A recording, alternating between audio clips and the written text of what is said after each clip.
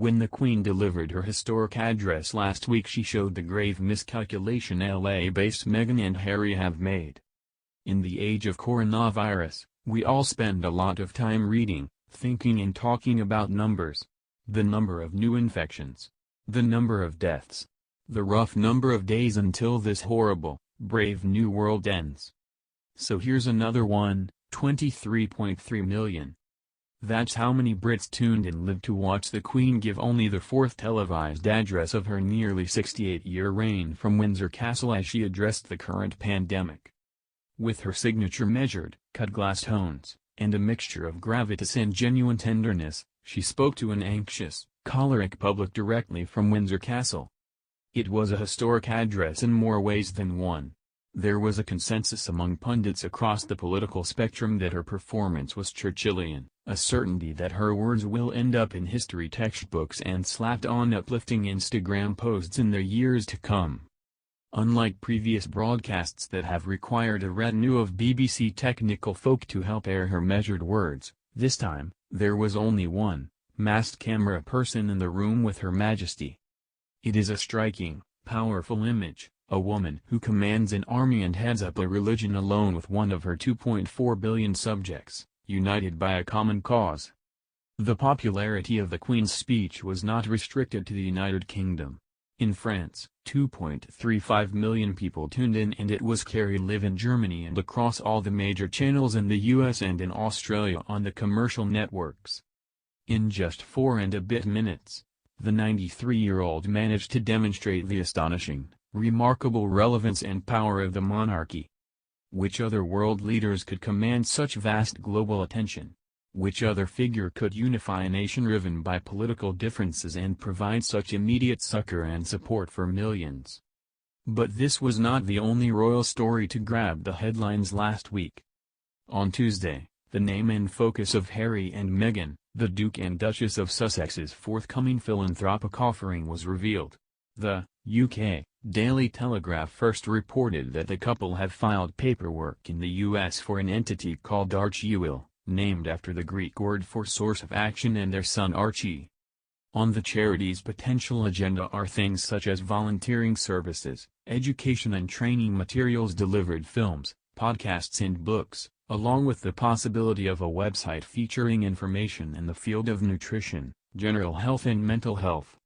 So, let's talk about another number here, 11.3 million.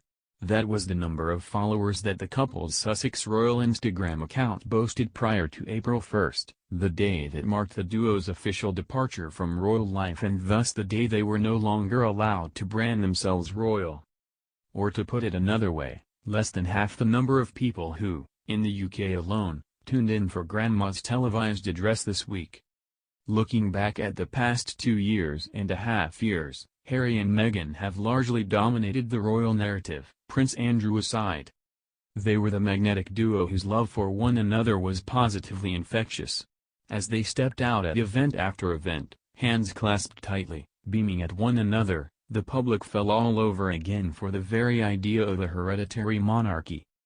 They were a much-needed tonic to try and shore up the public's interest in, and support of, the institution in the 21st century.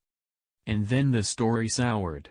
They faced a number of PR crises and became regal lightning rods, their choices over everything from where to live, to their son's birth, to their predilection for private jets dominating coverage of the palace. Then, their smiles started to waver and they went to South Africa in September last year. They both shared their personal struggles with royal life with a veteran journalist, a film crew capturing their obvious distress. They took a 6-week sabbatical in Canada over Christmas, and then came the shock announcement in early January, via Instagram, that they wanted to renegotiate their working role in the royal family, and there was already a spiffy new website ready to go. When the Queen, Prince Charles and Prince William came to negotiate a week later, the Sussexes were reportedly presented with an ultimatum of in or out. Harry and Meghan, the Windsor's great shining hope, opted out. In retrospect, their exit stage left seems like a calculated power play. They were the stars in the royal drama who commanded vast adoring crowds both in reality and on social media. With their departure, They could throw off the shackles of palace protocol and enjoy a nearly seamless entree into Silicon Valley, Wall Street, and Hollywood. They could build a philanthropic powerhouse and wildly valuable brand and never have to unveil a plaque or cut a ribbon or shake hands with a nervous Lord Lieutenant again. However, like countless other assumptions and choices, the rampant, horrifying spread of COVID-19 has laid bare the hollowness of that model. With only 532 words, Her Majesty demonstrated the relevance and sheer, innate power of the monarchy to provide genuine comfort on a global scale. By contrast, the Sussexes' brand of #help has started to look like a flimsy imitation of the real, royal deal.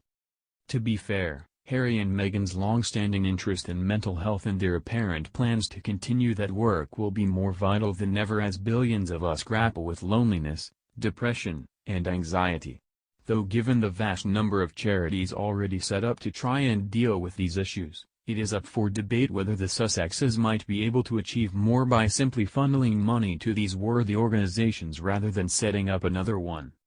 In the weeks or months to come, when Harry and Meghan launch their new Instagram account, they will certainly rack up millions of followers and likes with record-breaking speed.